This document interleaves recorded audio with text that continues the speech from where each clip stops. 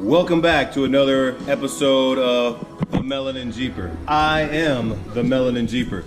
So today what we're gonna do is we are gonna replace the fender flares on this, the 2007 Jeep JK two-door. So last episode ran a little long, so I promise I'm gonna keep this one as short as possible. This is a really easy thing to do for a simple Jeep upgrade.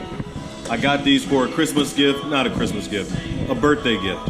And I'm finally getting around to put them on, although my birthday was only a little over a month ago. So finally getting to put these on. It's really easy. Stay tuned.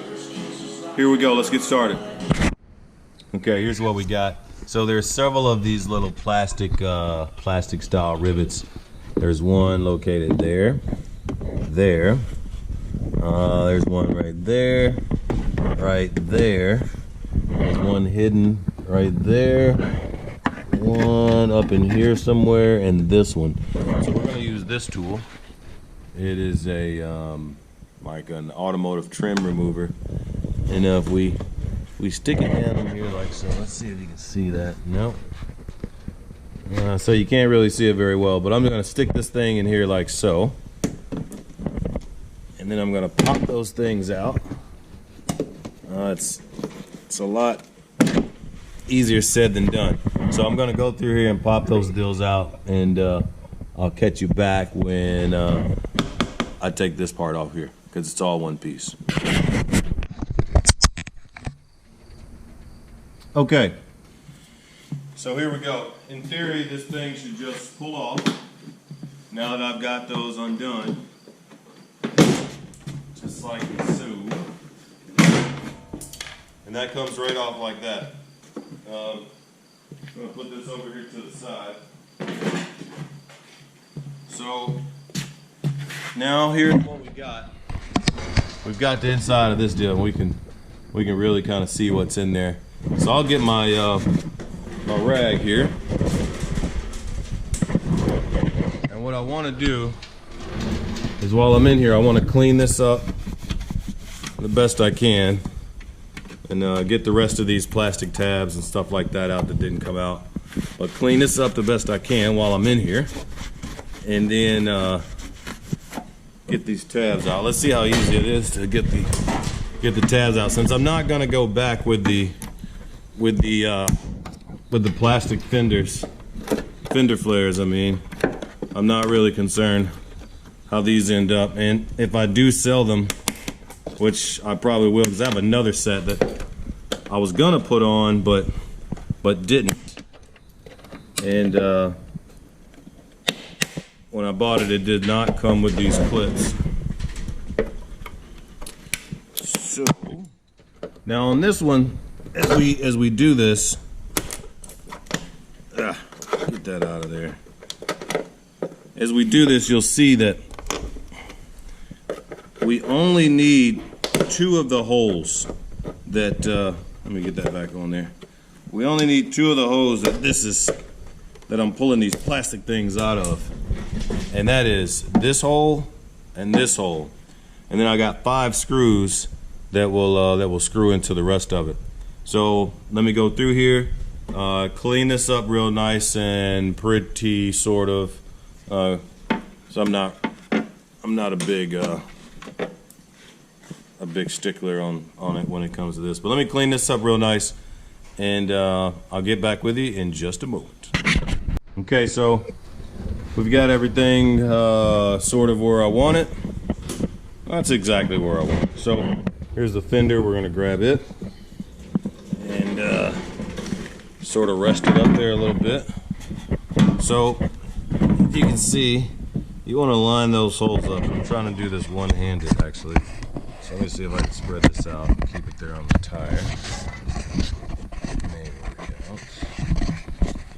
All right, it's perfect.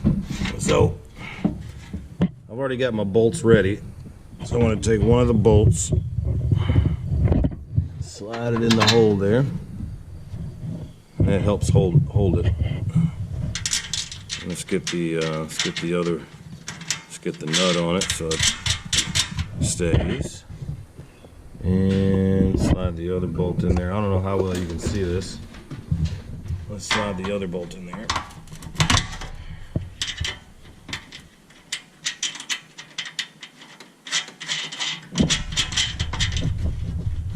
Now, just kind of get it lined up, sort of where you want it. And for this, I'm using a 12 millimeter in the front and a 1/2 inch in the back. Let's make sure I'm going the right direction. Yep. All right. And we're gonna go ahead and tighten these down. Ordinarily, I would not say tighten them down before you get everything else set up, but the neck screws that we put in here are going to be self-tappers, and it just works out. So I'm gonna go ahead and take these all the way in.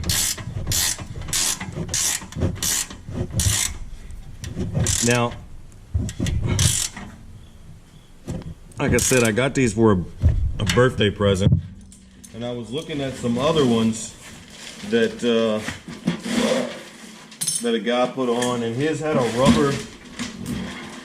rubber deal that helps separate it from metal to metal.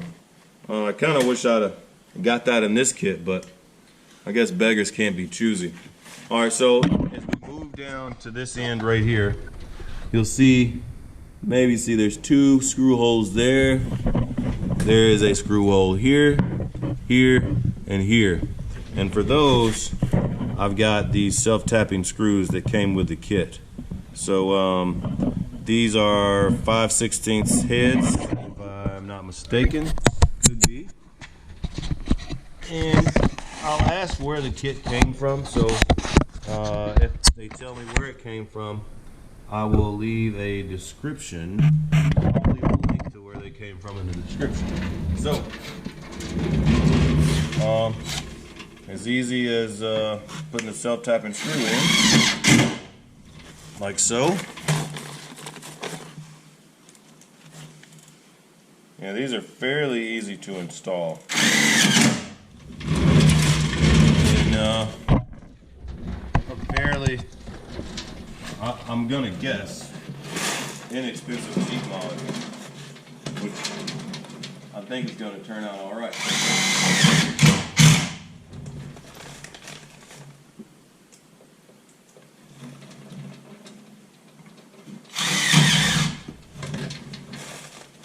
That one seemed like it didn't really hit good meat, but that'll be determined later. Holes there. Alright, so there is the rear fender installed. Let me see if I can get a better shot there. There's the rear fender installed. And so now what we're going to do is we're going to move to the front fender, which is a little more involved, but not too bad. Okay, so we needed a little bit of light for this one, probably the last one too, but just to make it easier so you can see what I'm talking about here on the front, it's a little more involved. Now I'll tell you this off the top, just for time's sake, I went ahead and pre-loosened and removed some of these. But right here was one of those plastic rivets. Where is it at again? Right there was a plastic rivet. Up above it was a 10mm screw. Here in this hole was another plastic rivet. This was a 10mm bolt. This right here is a 10mm bolt that I'm gonna go ahead and remove. Set it to the side there. Here's a 10mm bolt. It's sort of a bolt. I don't know what you'd call it, but it's kind of a nut and bolt, sort of. So, anyway, 10mm. And I think there was one more. Oh yeah, right up here, as you can see, this rusty crap. Luckily I've had a tetanus shot, but here is also another 10mm bolt that holds it into that ledge, which I pre-loosened. On the other side, it was really difficult to get out, and like I said, for time's sake, I wanted to go ahead and remove or loosen some of this stuff. So next, what you want to do is unplug the light back behind here. And once you get back behind it, you just give it a pull, and the light comes out. And it's also inside of one of those little plastic things that if you just give it a rip, it comes right out, and we'll let that hang down. So now, the next thing we will do is I'll set you down here. See if we got, yep, that's perfect. I'll set you down. And in theory, this should pull right off. If I can get myself around the cord. In theory, this should pull right off. Always in theory. Just want to make sure I'm not missing anything here.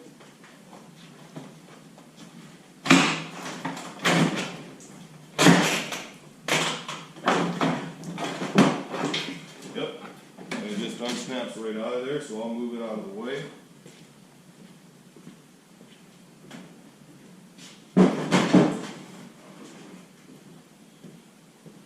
And here we go. So I'm going to go back through here and do the same thing.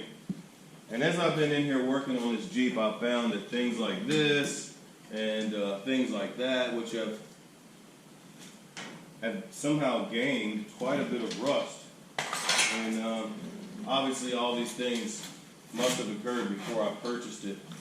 But hopefully, since I'm getting in here and doing all this stuff, I can get under here and find some of this. Like, I don't know where this bolts into, and if I find it later, I will take this thing completely out, which is not a big deal to me. So again, another thing that's not really a big deal to me are these snaps. I'm not going to be putting the plastic fenders back in, nor am I going to sell them with these. I will try as gingerly as possible to pull them out, which that's as ginger as I'm going to be, and it broke. Yeah. Oh, I think I can squeeze the back of it actually, but anyway, it's more effort than I want to put in for something I'm just going to throw away. And let's get this last one out, and we're done. Just kind of wipe this, wipe all the big debris off of there. Now these are a little bit different when it comes to installation, because these are going to be put in all with bolts. Now, if I could make a recommendation, if you do happen to purchase these, I would start with this bolt right here first, the one down here closest to the door. Just from previous experience, I would start with that one. And then the next one I would go to is this one up here on the front. Once you get those two lined in there, I think you're in business. Let's see what we can do here as far as getting you set up to see this. Let me bring the light over. No sense in making a video where you can't see. Let's see about that right there. Yeah, I'll approve. So, just going to take that nut off there. Put that in the hole. Reach back behind it ever so carefully. And get it started. So these are easy to reach, and once you get them started, you're in business. Getting them started can be a bit of a pain. Now on this one, unlike the other one, I'm not going to tighten that down all the way. I'm going to roll over here to the front side, and I'm going to start this one up front. Bring you over here. I'm going to start this one up here, which who knows who made these. I think we have a pretty good idea, but the holes are just slightly off. Nothing that you can't sort of manipulate back or manipulate to where it should go.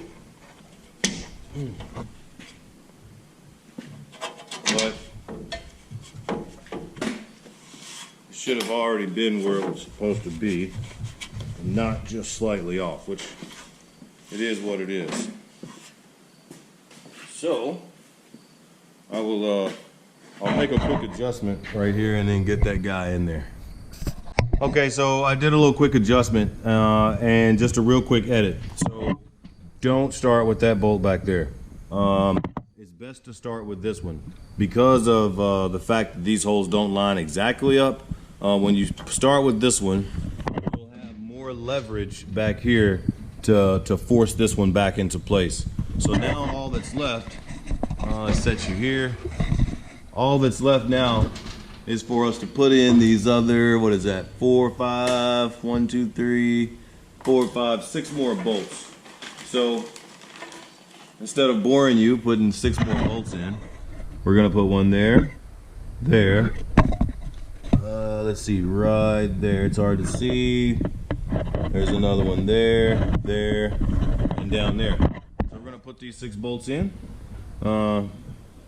We'll start with this one, and I'm just gonna go in a clockwise motion. Most of these, you can just stick your hand behind them. Stick your hand behind the fender there and get it started. And then once you get it started good, you can then put your 12 millimeter on there and then cinch them down. And it'll bring the fender all the way to the body. Or the flare all the way to the fender rather. Alright. So we got that one in. So they're all gonna go in fairly easily now. I'll just slide that one in there.